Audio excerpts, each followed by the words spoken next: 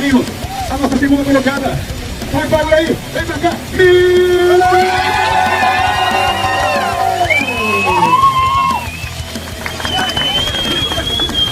Cadê a mulherada?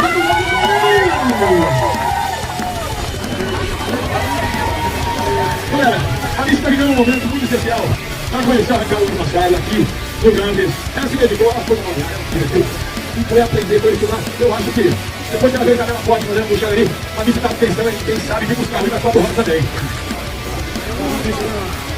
E quem também.